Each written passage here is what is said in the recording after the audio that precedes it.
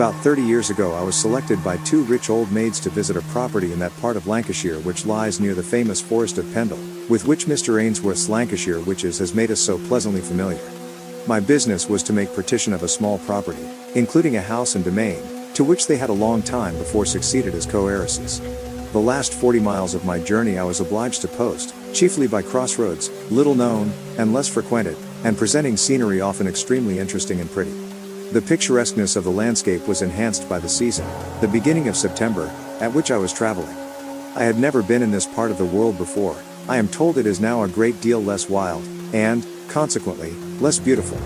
At the inn where I had stopped for a relay of horses and some dinner, for it was then past 5 o'clock, I found the host, a hale old fellow of 65, as he told me, a man of easy and garrulous benevolence, willing to accommodate his guests with any amount of talk, which the slightest tap sufficed to set flowing, on any subject you pleased. I was curious to learn something about Barwyke, which was the name of the domain and house I was going to. As there was no inn within some miles of it, I had written to the steward to put me up there, the best way he could, for a night. The host of the Three Nuns, which was the sign under which he entertained wayfarers, had not a great deal to tell. It was 20 years, or more, since old Squire Bowes died, and no one had lived in the hall ever since, except the gardener and his wife. Tom Windsor will be as old a man as myself, but he's a bit taller, and not so much in flesh. Quite, said the fat innkeeper. But there were stories about the house, I repeated, that they said, prevented tenants from coming into it? Old wives' tales, many years ago, that will be, sir, I forget 'em all. Oh yes, there always will be, when a house is left so, foolish folk will always be talking, but I hadn't heard a word about it this 20 year. It was vain trying to pump him. The old landlord of the Three Nuns, for some reason, did not choose to tell tales of Barwyke Hall, if he really did, as I suspected, remember them. I paid my reckoning, and resumed my journey, well pleased with the good cheer of that old world inn, but a little disappointed. We had been driving for more than an hour, when we began to cross a wild common, and I knew that, this past, a quarter of an hour would bring me to the door of Barwyke Hall. The peat and furze were pretty soon left behind. We were again in the wooded scenery that I enjoyed so much, so entirely natural and pretty, and so little disturbed by traffic of any kind. I was looking from the chaise window, and soon detected the object of which, for some time, my eye had been in search. Barwyke Hall was a large, quaint house, of that cagework fashion known as black and white, in which the bars and angles of an oak framework contrast, black as ebony, with the white plaster that overspreads the masonry built into its interstices. This steep-roofed Elizabethan house stood in the midst of park-like grounds of no great extent, but rendered imposing by the noble stature of the old trees that now cast their lengthening shadows eastward over the sward, from the declining sun. The park wall was grey with age, and in many places laden with ivy. In deep grey shadow, that contrasted with the dim fires of evening reflected on the foliage above it, in a gentle hollow, stretched a lake that looked cold and black, and seemed, as it were, to skulk from observation with a guilty knowledge. I had forgot that there was a lake at Barwyke, but the moment this caught my eye, like the cold polish of a snake in the shadow, my instinct seemed to recognize something dangerous, and I knew that the lake was connected, I could not remember how, with the story I had heard of this place in my boyhood. I drove up a grass-grown avenue, under the boughs of these noble trees, whose foliage, dyed in autumnal red and yellow, returned the beams of the western sun gorgeously. We drew up at the door. I got out, and had a good look at the front of the house. It was a large and melancholy mansion, with signs of long neglect upon it. Great wooden shutters, in the old fashion, were barred. Outside, across the windows, grass, and even nettles, were growing thick on the courtyard, and a thin moss streaked the timber beams. The plaster was discolored by time and weather, and bore great russet and yellow stains. The gloom was increased by several grand old trees that crowded close about the house. I mounted the steps, and looked round. The dark lake lay near me now, a little to the left. It was not large, it may have covered some 10 or 12 acres, but it added to the melancholy of the scene. Near the center of it was a small island, with two old ash trees, leaning toward each other, their pensive images reflected in the stirless water. The only cheery influence in this scene of antiquity, solitude, and neglect was that the house and landscape were warmed with the ruddy western beams. I knocked, and my summons resounded hollow and ungenial in my ear, and the bell, from far away, returned a deep-mouthed and surly ring, as if it resented being roused from a score-year slumber.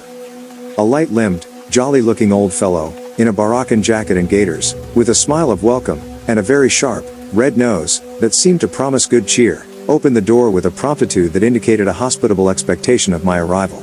There was but little light in the hall, and that little lost itself in darkness in the background.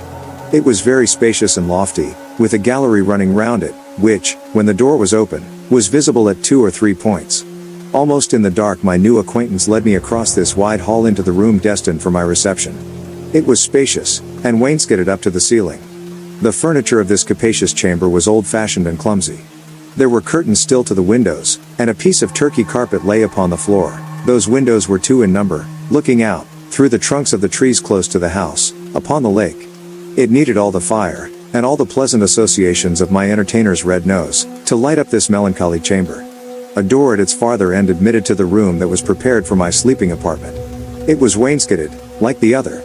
It had a 4-post bed, with heavy tapestry curtains, and in other respects was furnished in the same old-world and ponderous style as the other room. Its window, like those of that apartment, looked out upon the lake. Somber and sad as these rooms were, they were yet scrupulously clean. I had nothing to complain of, but the effect was rather dispiriting. Having given some directions about supper, a pleasant incident to look forward to, and made a rapid toilet, I called on my friend with the gaiters and red nose, Tom Windsor, whose occupation was that of a bailiff, or under-steward, of the property, to accompany me, as we had still an hour or so of sun and twilight, in a walk over the grounds. It was a sweet autumn evening, and my guide, a hearty old fellow, strode at a pace that tasked me to keep up with.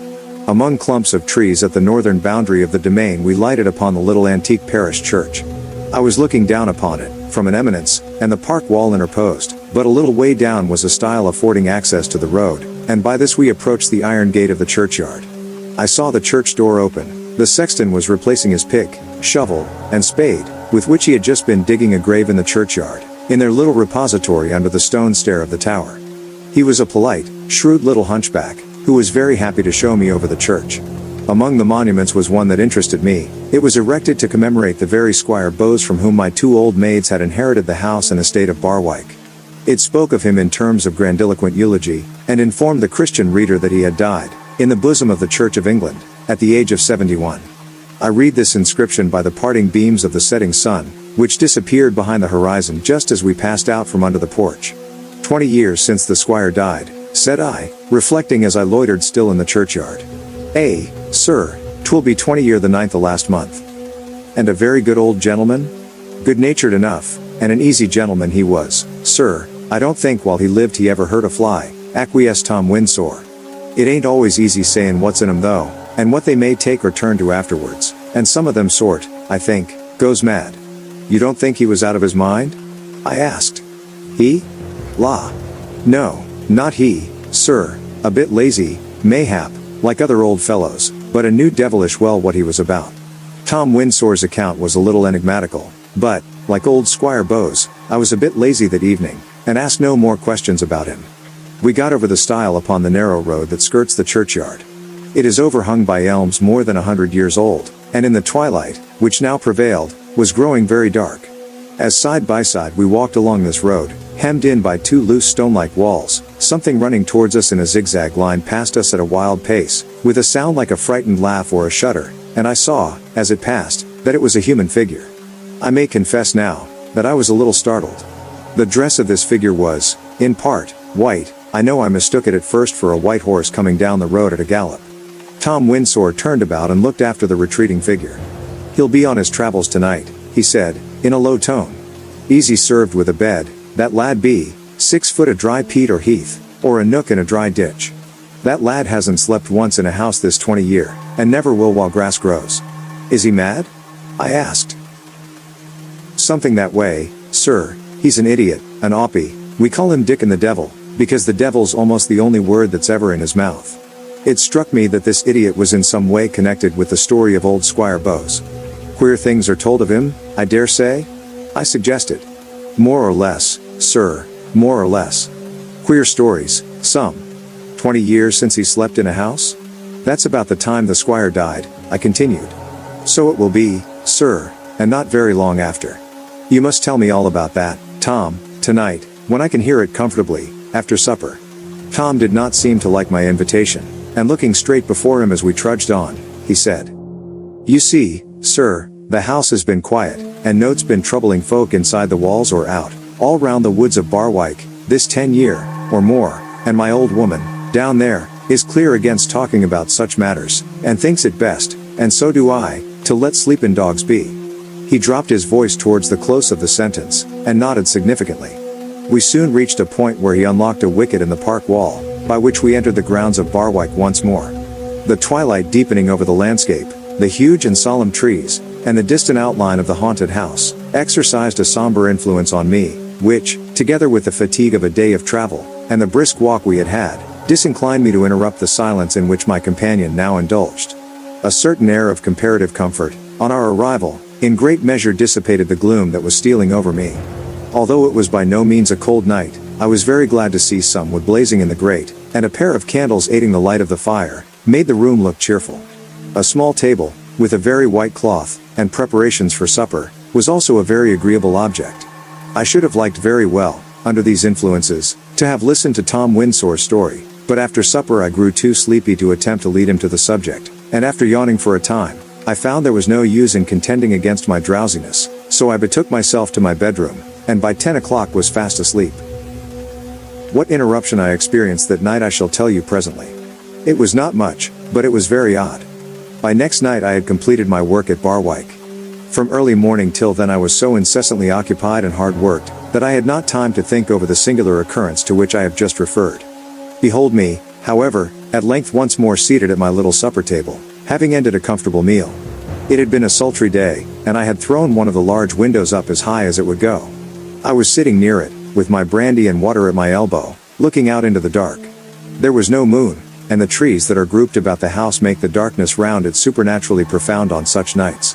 "Tom," said I, so soon as the jug of hot punch I had supplied him with began to exercise its genial and communicative influence, "you must tell me who beside your wife and you and myself slept in the house last night."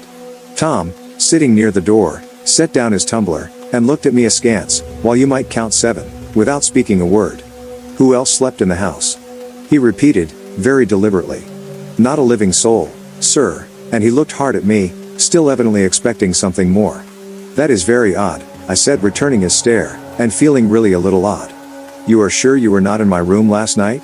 "Not till I came to call you, sir, this morning. I can make oath of that." "Well," said I, "there was someone there, I can make oath of that. I was so tired I could not make up my mind to get up, but I was waked by a sound that I thought was someone flinging down the 2 tin boxes in which my papers were locked up violently on the floor. I heard a slow step on the ground, and there was light in the room, although I remembered having put out my candle. I thought it must have been you, who had come in for my clothes, and upset the boxes by accident. Whoever it was, he went out and the light with him. I was about to settle again, when, the curtain being a little open at the foot of the bed, I saw a light on the wall opposite, such as a candle from outside would cast if the door were very cautiously opening. I started up in the bed, drew the side curtain, and saw that the door was opening, and admitting light from outside. It is close, you know, to the head of the bed. A hand was holding on the edge of the door and pushing it open, not a bit like yours, a very singular hand. "Let me look at yours." He extended it for my inspection. "Oh no, there's nothing wrong with your hand." This was differently shaped, fatter, and the middle finger was stunted, and shorter than the rest, looking as if it had once been broken, and the nail was crooked like a claw. I called out, "Who's there?" And the light and the hand were withdrawn, and I saw and heard no more of my visitor. "So sure as you're a living man, that was him," exclaimed Tom Windsore, his very nose growing pale, and his eyes almost starting out of his head. "Who?" I asked. "Old Squire Bowes, 'twas his hand you saw, the Lord a mercy on us," answered Tom. "The broken finger, and the nail bent like a hoop. Well for you, sir, he didn't come back when you called, that time.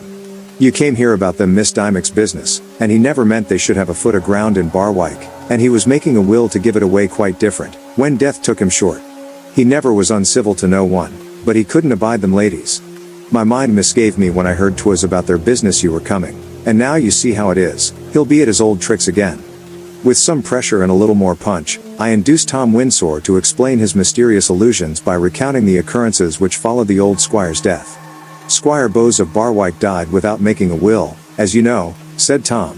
"And all the folk round were sorry, that is to say, sir, as sorry as folk will be for an old man that has seen a long tale of years, and has no right to grumble that death has knocked an hour too soon at his door. The squire was well liked, he was never in a passion, or said a hard word, and he would not hurt a fly, and that made what happened after his decease the more surprising.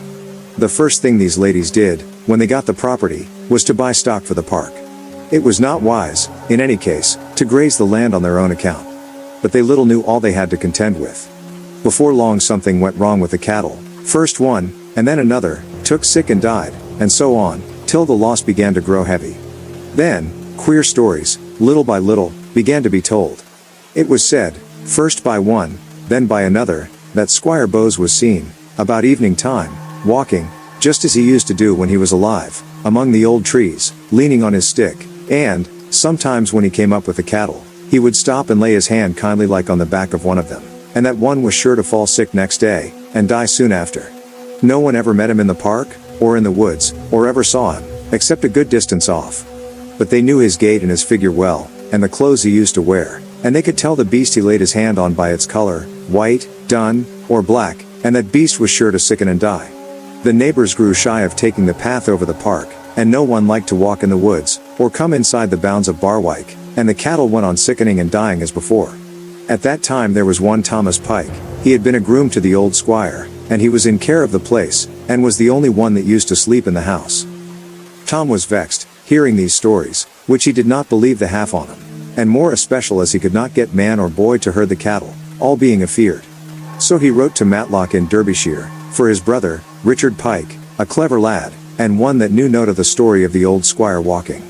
Dick came, and the cattle was better. Folk said they could still see the old squire, sometimes, walking, as before, in openings of the wood, with his stick in his hand, but he was shy of coming nigh the cattle, whatever his reason might be, since Dickon Pike came, and he used to stand a long bit off, looking at them, with no more stir in him than a trunk of one of the old trees, for an hour at a time, till the shape melted away, little by little, like the smoke of a fire that burns out.